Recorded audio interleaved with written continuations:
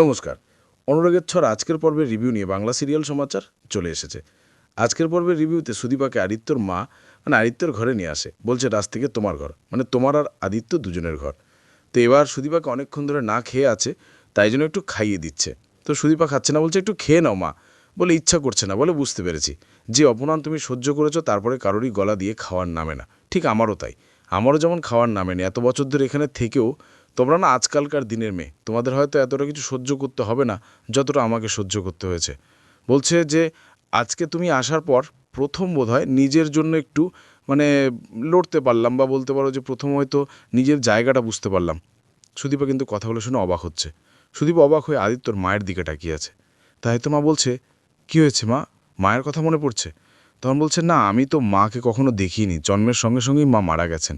তখন বলছি, ইস, মা বা ভাড়া মেয়েটা, এই বলে বুকে জড়িয়ে নেয় সুদীপাকে। তো সুদীপবাবু তখন তাকে মা বলে জড়িয়ে নেয়, বলছে তুমি চিন্তা করো না, আমি তোমাকে মায়ের মতো আগলে রাখবো। নিজের জন্য তো লড়াইটা লড়তে পারিনি, দেখি মেয়ের জন্য পারি কিনা, তাই বলছে। এই বলে উনি চলে যান। এরপর সুদীপা মাতছে যে আদিত্য কোথায়, ওনার সাথে তো আমার কথা ছিল, এবার আমি কি করব, কি করে বলবো। এদিকে দেখা যাচ্ছে কুন্তলা গাড়ি নিয়ে নামে গ্রামে গেছে সুদীপা খোঁজ করতে করতে। তো সেখানে গ্রামের লোকজনকে জিজ্ঞাসা করতে গ্রামের লোকজন বলে যে হ্যাঁ, এ তো সুদীপা। তো বলছে যে কোথায় থাকে, বলে সে থাকে এখানে, কিন্তু আপনি খোঁজ পেলেন কোত্থেকে, খবরের কাগজ দেখে না খবর শুনে? বলে দুটোই ধরে নিন।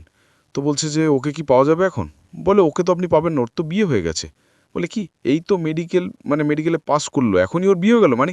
বলে সে অনেক বড় কাহিনী, ওর কলকাতাতেই বিয়ে হয়ে গেছে, তাই বলছে। তো বলছে ওর আত্মীয় স্বজন কেউ? বলে কেউ তো নেই, তবে একজন বড় ডাক্তারবাবু আছেন, তিনি খুব কাছের আর কি, তার কাছে আপনি জিজ্ঞাসা করতে পারেন। তো তার ঠিকানাটা খুনতলাকে বলে দেয়, আর কলকাতাতে একজন বড় পুলিশ অফিসারের সাথে তার বিয়ে হয়েছে সেটাও বলে। খুনতলা মনে মনে বলছে, এই সুদীপরেই সূর্যার দীপার বংশধর কিনা সেটা আমাদেরকে জানতে হবে। এদিকে পরমা তার মা বাবার সাথে কথা বলছে। তো তখন তার মা বাবা জানতে পারে যে আদিত্য বিয়ে করে নিয়ে এসছে একটা গ্রামের মেয়েকে। তো তারা এটা শুনে অবাক হয়ে যায় যে আদিত্য বিয়ে করে নিয়ে আসলো। এরপরে পরমা বলছে যে আমি তোমাদের সাথে পরে কথা বলবো এই বিষয় নিয়ে, বলে ফোনটাকে রেখে দেয়। আর ওদিকে ওর বাবা কিন্তু চিন্তা করছে যে আমাদের মেয়েটার কী হবে, ওই মেয়েটাকে দেখলে তো চোখের সামনে আরও মনটা খারাপ হবে।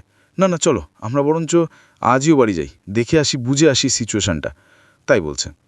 এদিকে পরের দিন সকালে দীপা সব ব্যাগ থেকে সুদীপা ব্যাগ থেকে সব জিনিসপত্র গোছাচ্ছে, তার পিসিও সব জিনিসপত্র নামিয়ে দিচ্ছে ব্যাগ থেকে। তো সুদীপাকে বলছে, বাড়ির যা পরিস্থিতি দেখলাম সেটা আমার ঠিক বলে মনে হলো না, তোমার অনেক কষ্ট হবে গো, তুমি নিজেকে শক্ত করো যাতে তুমি এই পরিস্থিতিগুলো সামলে উঠতে পারো।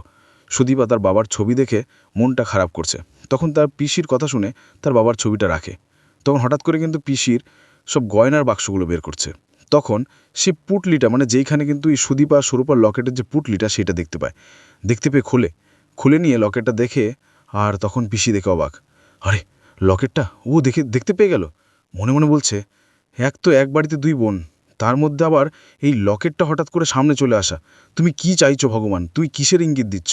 তাই বলছে। সুদীপা বলছে, এটা কিসের লকেট? খুলে দেখছো নাম লেখা আছে, বলে এখানে তো আমার নাম লেখা আছে, তার মানে বাবা এটা আমার জন্য রেখে গেছিল, তার মানে এটা বাবার স্মৃতি, তুমি আমাকে আগে কেন বলিনি পিসি?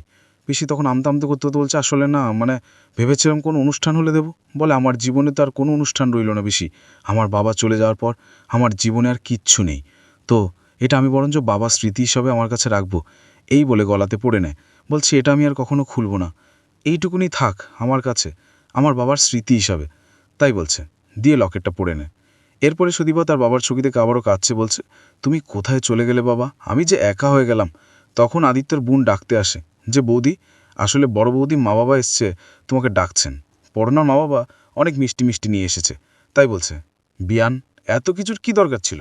বলে না, এরকম একটা খবর এই জন্য বেশি করে নিয়ে এলাম। বলে বিয়েতে আমাদের সেরকম কোনো একটা মত নেই। বলছে যে দুম করে এরকম কী করে হয়ে গেল বিয়ান? তখন পরমার মা বলছে, আসলে শ্বশুরবাড়ির কথা তো, তাই আমাদের মেয়ে আমাদের কথাটা বলেনি আর কি, বুঝতেই পারছেন। তখন ওপর থেকে পরমা নেমে আসছে, নেমে এসে তার মা বাবার সাথে দেখা করছে, খুশি হয়েছে বাবা আমাকে এতদিন পর দেখে।